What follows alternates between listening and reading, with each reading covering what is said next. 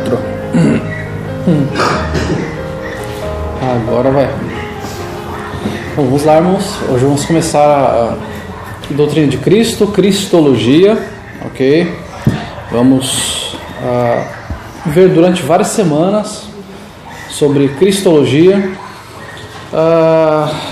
e, obviamente, como eu sempre falo aqui, nós sempre vamos ter algo a mais a falar, porque a Bíblia ela é muito vasta, ela é muito profunda e nós não vamos esgotar o assunto, mas vamos tocar em vários assuntos aqui, vamos tentar tirar as dúvidas após o culto, após a lição e vamos fazer da melhor forma possível para compreendermos a essência da Cristologia. Já começo lendo um parágrafo aqui de João Calvino e fazendo uma propaganda já desde o início, fazendo a propaganda. Eu já devo ter comentado com os irmãos que existe um site na internet chamado Biblioteca João Calvino. Os irmãos entrem lá, é conteúdo grátis, tem vários comentários de Calvino, das pastorais, dos Salmos, Gálatas, Efésios. Os irmãos que querem estudar, se aprofundar um pouco mais na palavra de Deus, vão encontrar ali vários comentários das Escrituras, incluindo esse que eu falei, e também acerca da carta aos Hebreus. Entra lá, é conteúdo grátis, você vai colocar lá seu e-mail, vai fazer uma senha lá, você não vai pagar nada. Eu já tenho meu cadastro há alguns anos lá, é muito bom, ele te dá o livro, é um site legal, tá? Não é um site pirata, você não vai estar pirateando nenhum livro, é um site legalizado da própria editora Fiel que publica esses livros, então não tem nada ilegal ali, ok? Então é um site 100% legal e você vai aprender da palavra de Deus ali com comentários preciosíssimos de João Calvino. Eu vou ler aqui um parágrafo falando acerca de Cristo. Ele fala o seguinte: devemos precaver-nos para que, cedendo ao desejo de adequar Cristo às nossas próprias invenções, não mudemos tanto, como fazem os papistas, que ele se torne completamente diferente de si próprio. Não nos é permitido inventar tudo ao sabor dos nossos gostos pessoais, mas que a Deus pertence exclusivamente instruir-nos, segundo o modelo que te foi mostrado. O que João Calvino está falando você deve buscar Cristo, compreender Cristo através das Escrituras, e não fabricar um Cristo para si próprio, de acordo com o seu desejo, com a sua vontade. Eu quero um Cristo mais bonzinho, um Cristo mais legal, eu quero um Cristo mais paz e amor, um Jesus Cristo mais liberal, é um Jesus Cristo que tolera todas as coisas. Ou não, eu quero um Cristo que é aquele julgador, que vai fulminar qualquer pessoa que fizer alguma coisa errada e tal. Você está fabricando um Cristo. O Cristo verdadeiro você vai encontrar nas Sagradas Escrituras. Então, se você começa a fabricar um Cristo, começa a racionalizar acerca dos ensinos das Escrituras, de acordo com a situação que você está passando, você está criando um Cristo para si próprio. Tá? Então, o Cristo que nós vamos conhecer é o Cristo das Escrituras. Uma outra declaração que eu vou pegar aqui está lá na nossa confissão, na Confissão de Fé Batista de 1689, falando acerca de Cristo. Ela diz assim: em seu propósito eterno e de acordo com o pacto estabelecido entre ambos, aprove a Deus escolher e destinar o Senhor Jesus, seu Filho unigênito, para ser mediador entre Deus e os homens, para ser profeta, sacerdote e rei, o cabeça e salvador da igreja. Há uma continuação do texto que nós vamos ver a seguir, mas vamos ver até aqui por enquanto, porque ele está falando do propósito eterno de Deus em ter enviado Jesus para ter estes ofícios, para ser mediador entre nós, né, e para ser aquele que viria nos trazer a redenção, né, que nós vamos ver para frente. Então, primeiramente nós vamos ver este Cristo enviado pelo próprio Deus Pai em Isaías capítulo 42, versículo 1, onde ele vai falar o seguinte: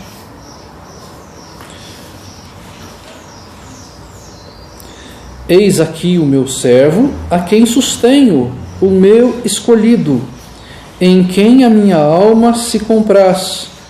Pus sobre ele o meu espírito, e ele promulgará o direito para os gentios. Então a palavra de Deus com o próprio Deus, quando Jesus é batizado, ele fala: este é o meu filho amado em quem eu me comprazo.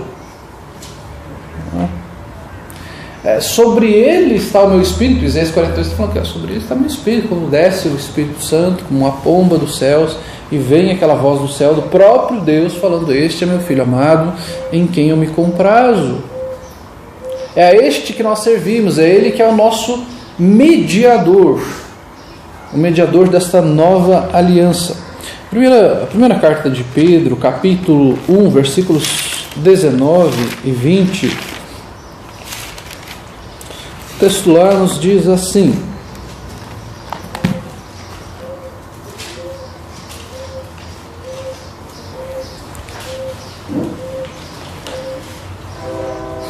vamos ler a partir do versículo 18. Ele diz assim: sabendo que não foi mediante coisas corruptíveis, como prata ou ouro, que fostes resgatados do vosso fútil procedimento que vossos pais vos legaram, mas pelo precioso sangue, como de cordeiro sem defeito e sem mácula, o sangue de Cristo, conhecido com efeito antes da fundação do mundo, porém manifestado no fim dos tempos por amor de vós. Preço pago na cruz não foi preço de prata ou ouro, foi o sangue de Cristo, foi o sangue dele derramado, foi o sangue da nova aliança. Foi este sangue como de cordeiro sem defeito. Nós vamos lembrar lá do dia da expiação, que o sumo sacerdote entra lá no Santo dos Santos com aquele animalzinho, com aquele cordeiro, ele derrama o sangue lá no Santo dos Santos, no propiciatório, em cima daquela tampa que está em cima da arca, né, como forma de expiação pelos pecados. É o sangue de alguém inocente, de um cordeiro que é levado, um cordeiro sem defeito, derramado para cobrir os nossos pecados. Ali era uma figura, e aqui Cristo então satisfaz esta figura, deixa de ser apenas uma figura que eles olhavam para frente e entendiam que um dia viria alguém que cumpriria esta promessa, que cumpriria esta figura e tornaria algo real. Então Cristo era como este cordeiro sem defeito, né? Cordeiro sem mácula, que foi escolhido antes da fundação do mundo, e fala: por amor de vós, por amor do povo de Deus, Deus nos amou, e Ele enviou o seu Filho para morrer pelos nossos pecados, pelos pecados do seu povo. O texto também nos fala que Jesus veio para ser como um profeta. Atos capítulo 3, versículo 22. Atos 3, versículo 22.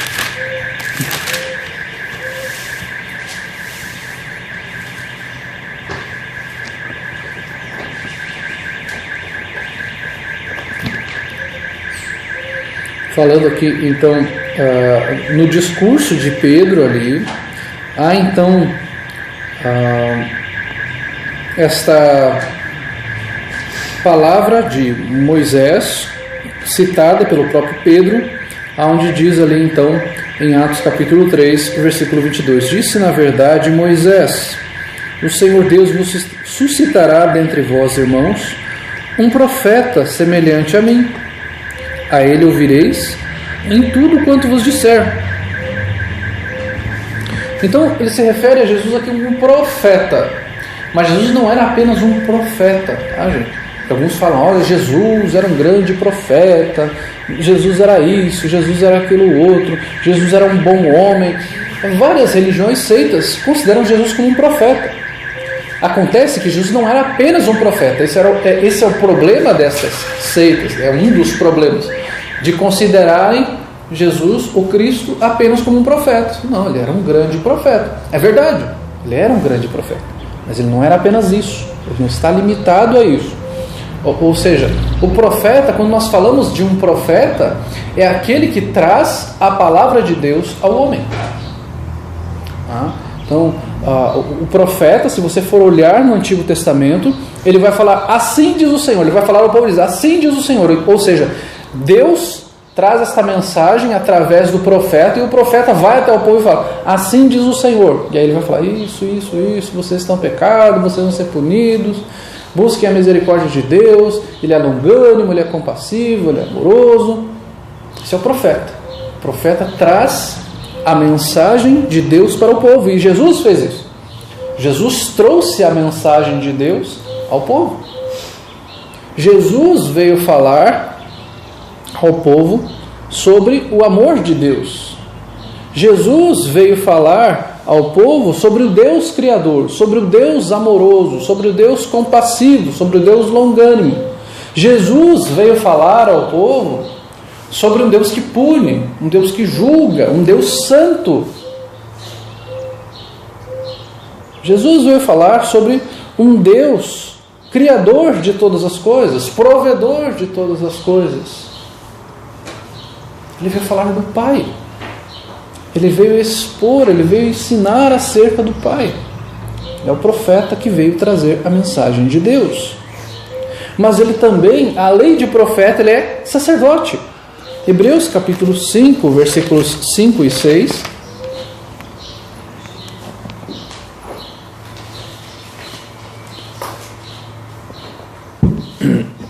Hebreus 5, versículos 5 e 6.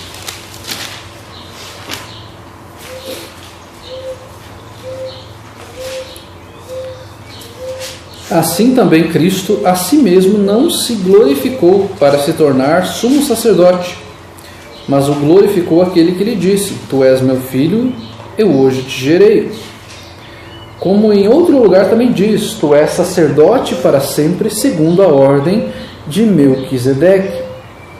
Ou seja, ele está falando aqui sobre este sumo sacerdote, que é Jesus, que foi glorificado pelo próprio Pai, que disse, tu és meu filho, tu és da minha geração, tu és a essência comigo. Jesus era o sumo sacerdote, aquele que tinha o poder de entrar no Santo dos Santos, aquela figura que existia de apenas o sumo sacerdote, que podia entrar no Santo dos Santos e interceder pelo povo.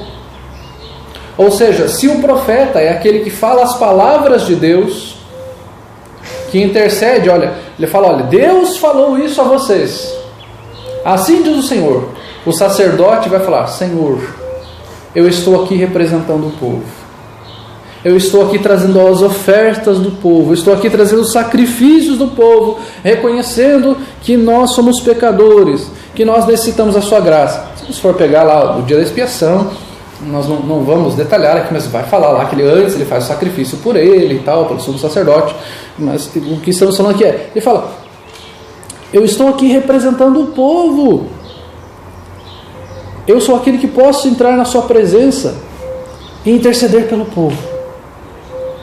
Então Jesus, ele é esta ponte do que Deus fala a ele, e ele falava ao povo, e ele também é o sumo sacerdote que traz as petições do povo e leva a Deus como um sumo sacerdote, por ser o próprio Filho de Deus.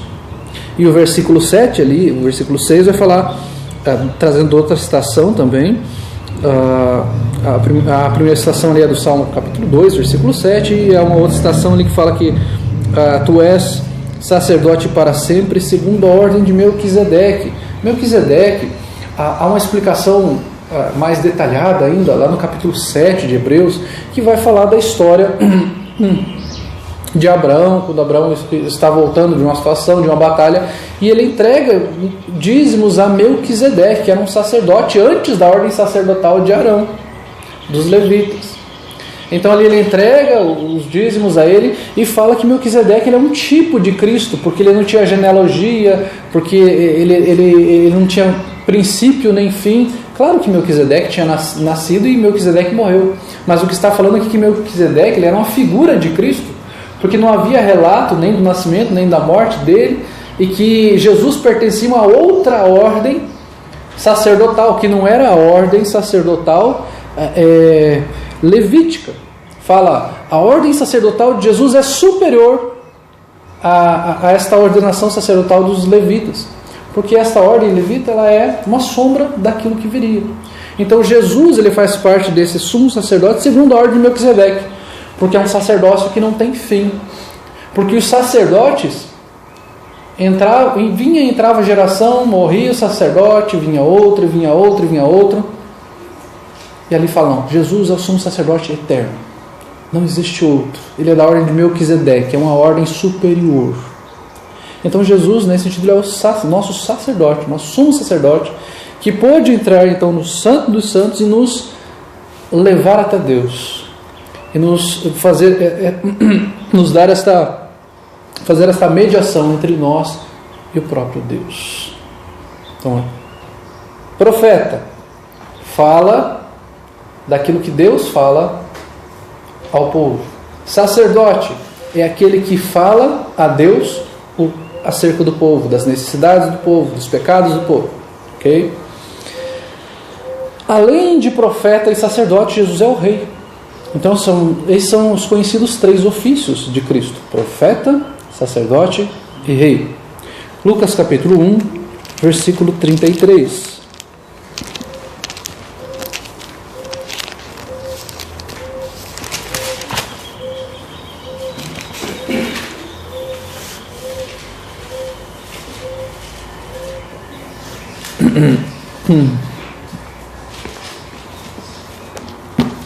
Quando está falando do nascimento de Jesus, Lucas capítulo 1, versículo 33, falando da Maria, o anjo fala: ele reinará para sempre sobre a casa de Jacó, e o seu reinado não terá fim. Ele falando, Jesus é o filho da promessa, é o rei, mas não como os outros reis. Assim como Jesus não era um simples profeta, ele não era um simples sacerdote, ele também não é um simples rei. Um rei, na verdade, nunca foi um simples rei já. Mas Jesus não seria como todos os outros reis, porque ele tem um reinado eterno. Os outros reis, tanto de Israel quanto de outras nações, não teve nenhum rei eterno. Davi não teve um reinado eterno. Salomão não teve um reinado eterno. Nenhum outro rei teve reinado eterno. Nabucodonosor não teve reinado eterno. Ciro, Dario, reis da Média e da Pérsia, Nabucodonosor, da Babilônia, ninguém teve reinado eterno. Alexandre o Grande não teve. Júlio César, ninguém teve. Mas o reinado de Jesus é um reinado eterno. Ele é rei para sempre. Ele é Senhor de todas as coisas. Ele governa sobre todas as coisas. Ele é Senhor do universo.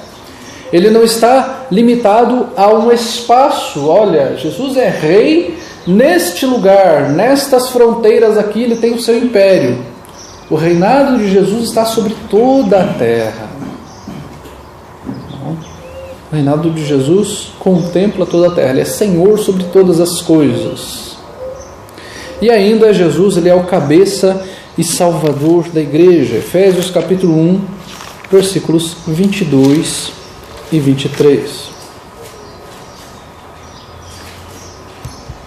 Efésios capítulo 1, versículos 22 e 23.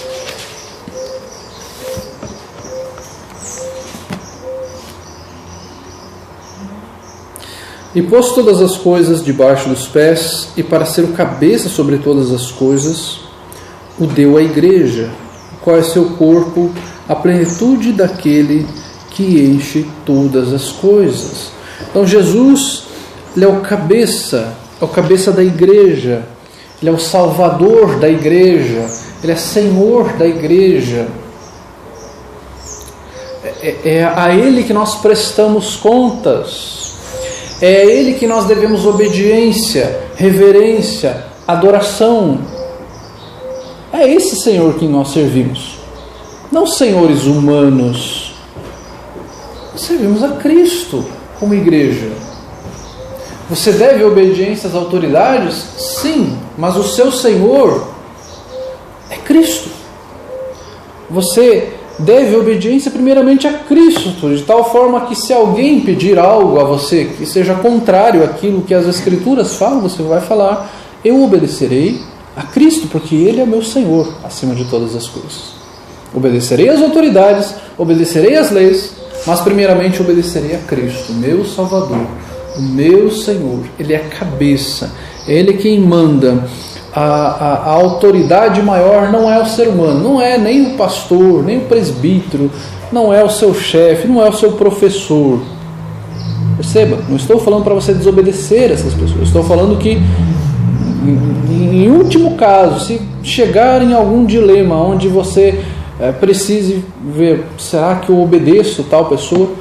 Você vai olhar para a Escritura, e quando a Escritura te mostrar, olha, aquilo que esta pessoa está lhe pedindo é contrário às Escrituras, então eu tenho esta autorização do próprio Deus de falar, olha, Deus é uma autoridade maior do que você, e eu vou obedecer ao meu Senhor, ao meu Cristo, ao meu Salvador. E isso pode gerar várias consequências, obviamente. Quando a Bíblia fala que Jesus é o cabeça, o Salvador da igreja, está falando numa época onde existia o culto ao imperador, e você corria o risco de ser morto por não cultuar o imperador, por não obedecer às ordens do imperador. Mas a igreja, muitas vezes, era colocada nesse dilema, e ela preferia adorar ao Senhor, servir ao Senhor, obedecer ao Senhor, e o povo ser martirizado, ao invés de se dobrar aos pés do imperador, adorar o imperador e fazer aquilo que o imperador estava falando. Então, Jesus é o cabeça, o Salvador da igreja. E o texto da confissão segue falando que ele é herdeiro de todas as coisas, é juiz do mundo.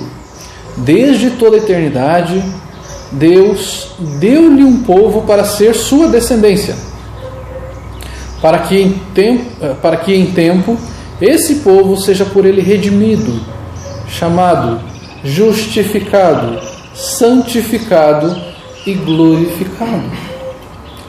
Então Jesus, ele é o herdeiro de todas as coisas. Hebreus capítulo 1, versículo 2, o texto lá nos diz assim. O versículo 1 começa falando que, havendo Deus outrora falado muitas vezes, de muitas maneiras aos pais pelos profetas, o versículo 2 vai falar: nestes últimos dias nos falou pelo Filho, a quem constituiu herdeiro de todas as coisas, pelo qual também fez o universo. Jesus é o herdeiro no sentido que ele tem direito de todas as coisas. Então esta forma de nós conhecermos a Deus, de filiação, do Pai com o Filho, e nós temos então essa ilustração de Jesus como herdeiro, que ele tem direito de todas as coisas. Provavelmente todos vocês aqui sabem esta questão de herança, que o filho tem herança sobre o patrimônio, as propriedades do pai. Então Deus nos dá esta forma didática de aprendermos e fala, olha, o filho é herdeiro do pai. Jesus, ele tem o direito de todas as coisas, de toda a criação, porque ele, todas as coisas também foram criadas por meio dele, foi feito o universo através dele. Então Jesus, ele é este herdeiro, ele é o dono de todas as coisas, por isso que ele é senhor de todas as coisas. Esses dias tinha até uma piadinha, não sei até em que grupo foi, ou alguém mandou particular ali, que tinha Jesus supostamente ele falando sobre não matarás, sobre aborto e tal, e aí alguém falou, meu corpo, minhas regras e tal, e aí Jesus fala, então, meu universo, minhas regras, faça um universo que depois nós conversamos. O universo é dele, ele é o criador de todas as coisas. Colossenses vai falar que nele tudo subsiste. João capítulo 1 vai falar que todas as coisas foram feitas por meio dele. Então ele é o criador e herdeiro de todas as coisas. Tudo pertence a ele é senhor de todas as coisas. Não é você nem eu que somos senhores da nossa vida. Meu dinheiro, minhas regras. Meu corpo, minhas regras. Meu carro, minhas regras. Tudo é de Deus. Pertence a Deus. Você está servindo a Deus. Tudo aquilo que você tem pertence a Deus. E você deve servir com aquilo que você tem. Com o seu tempo, com o seu talento, com o seu dinheiro, com a sua capacidade, com a sua inteligência. Tudo pertence a Deus, foi Ele quem te deu. A gente tem que ensinar para os nossos filhos desde pequenos: olha só, aquilo que você tem não é motivo de vanglória, foi Deus quem te deu. Saúde, os brinquedos que você tem, a casa que você tem, tudo aquilo que você tem pertence ao Senhor, não é seu. É para você servir a Deus desde pequeno, é para você ser grato a Deus por aquilo que você tem, porque a Ele, ao Senhor pertence todas as coisas, a Jesus pertence todas as coisas, tudo foi feito por meio dele. Atos 17:31 vai nos falar que Ele é juiz do mundo. Atos 17, versículo 31.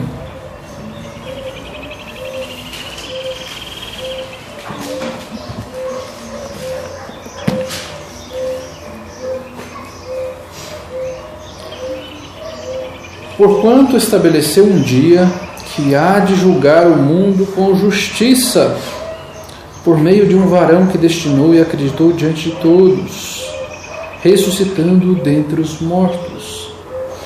Ele é o juiz de todas as coisas, ou seja, Ele vai julgar todas as coisas, Ele vai condenar também. Este Jesus, que fala ao ser humano como profeta, que intercede por nós a Deus como um sacerdote, que é Rei do universo, Criador do universo, juntamente com Deus Pai, herdeiro de todas as coisas, vai julgar o mundo, porque tudo pertence a Ele. Se tudo pertence a Ele e as regras são dele, e Ele fala quais são as regras, como devem ser obedecidas, e se elas não forem obedecidas, Ele vai julgar. Se aquele que olhou para a Escritura e a Escritura fala: eu sou o caminho e a verdade e a vida, e ninguém vem ao Pai senão por mim, João capítulo 14, versículo 6. Se aquilo que Jesus fala de arrependimento, se aquilo que a Bíblia nos fala que Jesus Cristo é o único mediador entre Deus e os homens, 1 Timóteo capítulo 2, versículo 5, se a Bíblia nos fala que nós somos salvos pela graça de Deus, pela graça sois salvos mediante a fé, isso não vem de vós, é dom de Deus, não por obras, para que ninguém se glorie. Efésios 2, 8 e 9. Se nós achamos que tudo isso é só algo para eu aprender e para eu decorar e para eu falar: olha que discurso bonito, que legal, tudo que fala de Deus é bom, e eu não compreender que isso é verdadeiro, e eu achar que eu vou chegar ao céu através das minhas obras, que eu vou chegar até Deus do meu jeito, a Bíblia fala que Deus vai julgar, porque as regras são dele, porque não é seu mérito, é a graça de Deus, é o reconhecimento de que você e eu somos pecadores, é o reconhecimento de que você e eu não conseguimos cumprir plenamente a lei de Deus, e que se fôssemos julgados por Deus pela prática da lei ou não prática da lei, todos nós seríamos condenados. Então a Bíblia fala que o Senhor virá e julgará o mundo e que Ele vai condenar, sim. Não porque pelo padrão de olhar: olha, você não cumpriu plenamente a lei, porque todos nós seríamos condenados. Ele vai julgar de acordo com a sua graça, com a sua misericórdia. Ele vai falar: você teve oportunidade, você aprendeu da palavra de Deus, você compreendeu que eu era o único mediador, você compreendeu que não poderia fazer nada para pagar os seus pecados, porque o sacrifício que eu fiz na cruz era o único sacrifício suficiente para trazer redenção, para tirar a culpa do pecado de você. Você compreendeu que o Espírito Santo de Deus era o selo, a garantia de salvação.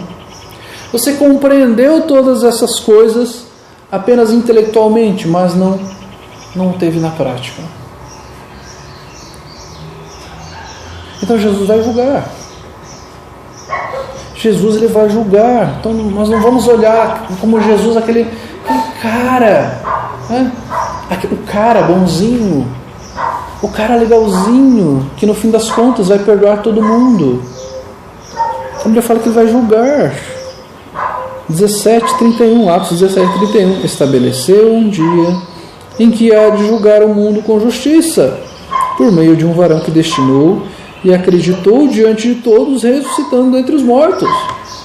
Este mesmo Jesus que ressuscitou vai nos fazer ressurgir.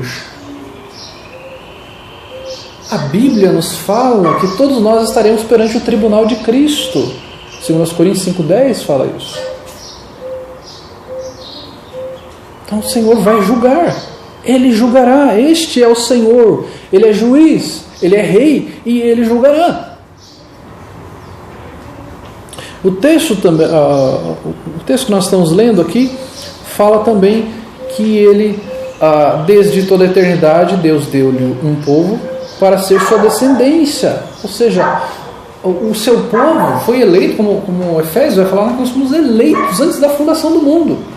Ou seja, não foi por aquilo que eu e você fizemos, foi por aquilo que o Senhor fez. Ele nos elegeu antes mesmo que nascêssemos, antes mesmo que existisse o mundo, por sua graça, por sua misericórdia.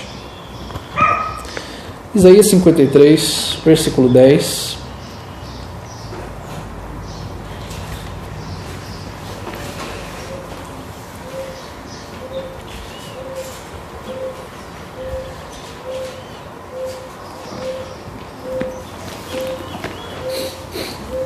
Diz, todavia ao Senhor agradou moê-lo.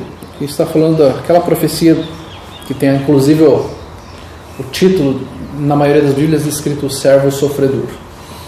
Todavia ao Senhor agradou moê-lo, fazendo-o enfermar. Quando der ele a sua alma como oferta pelo pecado, verá a sua posteridade, prolongará os seus dias, e a vontade do Senhor prosperará nas suas mãos. Jesus, então, foi moído, foi dado como oferta pelo pecado. Foi a forma de nos redimir, de nos justificar. Não haveria outra forma, não há outra forma a não ser por meio de Jesus Cristo. É o sacrifício de Cristo, não é o seu sacrifício. Eu vou fazer isso, vou fazer aquilo outro. É o sacrifício de Cristo. Se você não reconhecer que é o sacrifício de Cristo que dá a certeza de salvação, você está perdido. Porque não é aquilo que você faz, é o que Cristo fez. Aquilo que você faz pode ser consequência do que Cristo fez na sua vida. O que você faz não é garantia, na verdade não vai acontecer. Você não será salvo por aquilo que você faz. Você pode ter a consequência do que Cristo fez em você, para você fazer algo, para você ser uma pessoa piedosa, generosa, carinhosa, temente a Deus, de bom testemunho. João capítulo 17, versículo 6.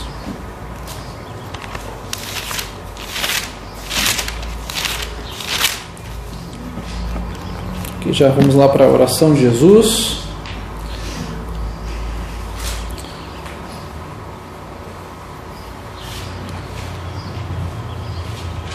E ele fala lá, Jesus falando: manifestei o teu nome aos homens que me deste do mundo.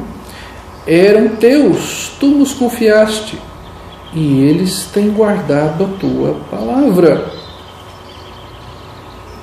Então ele fala aqui que ele manifestou o nome dele aos homens, ou o nome de Deus aos homens, e aqueles homens que o Senhor, o próprio Deus, deu a ele. Eles foram confiados a ele. E são pessoas que guardam a palavra de Deus, ou seja, aqueles que creram na palavra, porque Deus os deu esta palavra, são aqueles que guardam a palavra, que vão perseverar na palavra. João capítulo 6, Jesus vai falar isso: ninguém pode vir a mim se pelo Pai não for enviado. Ninguém pode vir a mim se pelo Pai não for enviado. Romanos capítulo 8, versículo 30.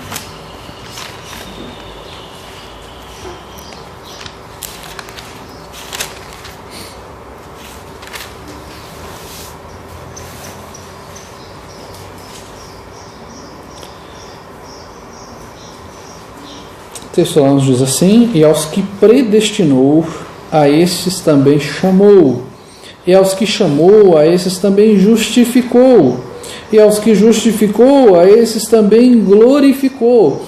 Ou seja, esta obra é uma obra já completa. quando o Senhor nos predestinou antes da fundação do mundo, nós somos predestinados a perseverar até o fim e a sermos glorificados, a estarmos na glória com o Senhor. Ou seja, não foi por aquilo que você fez, porque você é bom, porque você é legal, porque você é forte, porque você vence as tentações, porque você é isso, aquilo. Não, foi porque se você é realmente salvo, Senhor, desde a eternidade o Senhor me escolheu. Eu não tinha feito nada ainda. Eu não merecia nada. E eu não iria merecer, não mereceria, nem a partir do meu nascimento já não mereceria. Mas o Senhor, por amor, graça e misericórdia, me escolheu.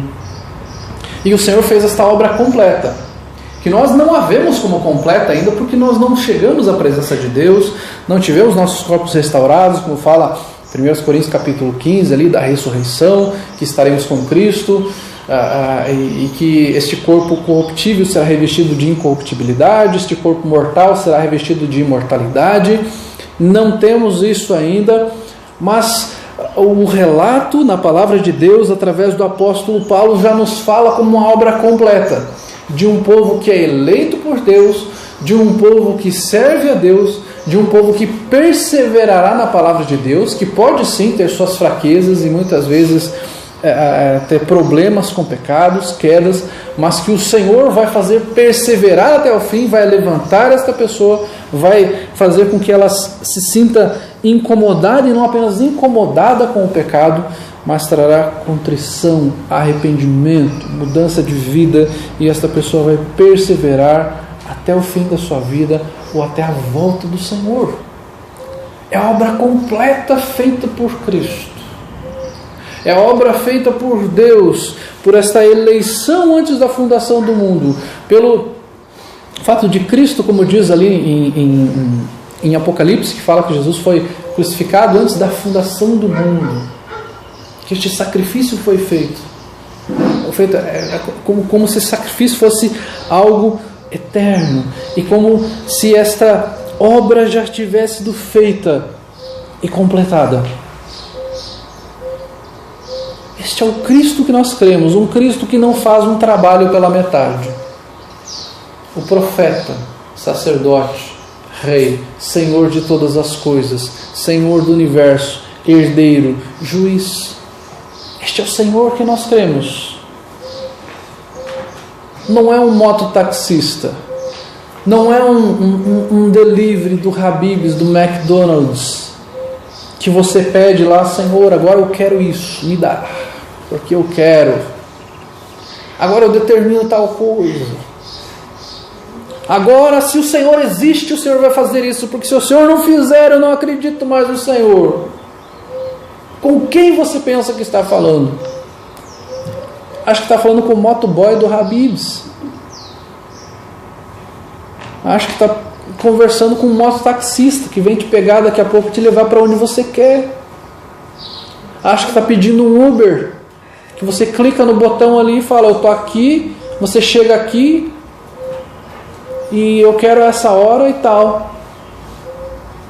Não, você está falando com o Rei do Universo. Você está falando com o Senhor, com o sumo sacerdote, com o sacerdote da ordem de Melquisedeque, que é superior ao sacerdócio levítico. Você está falando com o Senhor de todas as coisas, com o profeta que trouxe a mensagem de Deus. Você está falando com o Rei, Senhor do universo, Criador de todas as coisas. Você deve falar com reverência, com temor, adorando, pedindo com humildade, fazendo como aquela história que o próprio Senhor nos conta, aonde há aquele fariseu e o publicano, o fariseu com toda aquela pompa e falando que ele entregava o dízimo de todas as coisas, que ele jejuava tantas vezes, e aquele publicano batia no peito e falava, Senhor, olhando para o chão, Senhor, sê propício a mim, pecador. É assim que nós chegamos diante de Deus. Sê propício a mim, eu sou pecador, eu sou limitado, eu sou fraco. Eu estou diante de um Deus santo, um Deus eterno. Senhor, eu não tenho mérito algum de estar na Tua presença. Mas o Senhor, por meio de Cristo, me deu.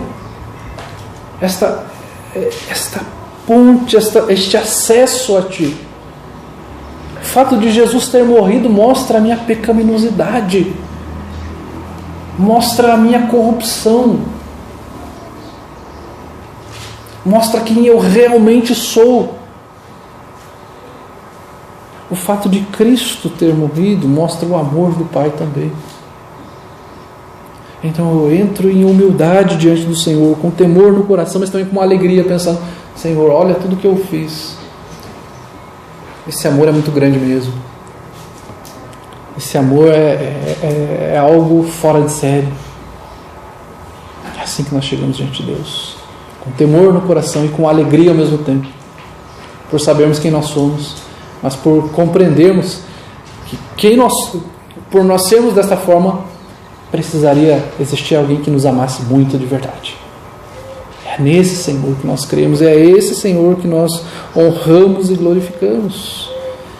É esse Cristo, profeta, sacerdote, Rei, Senhor do universo, herdeiro de todas as coisas.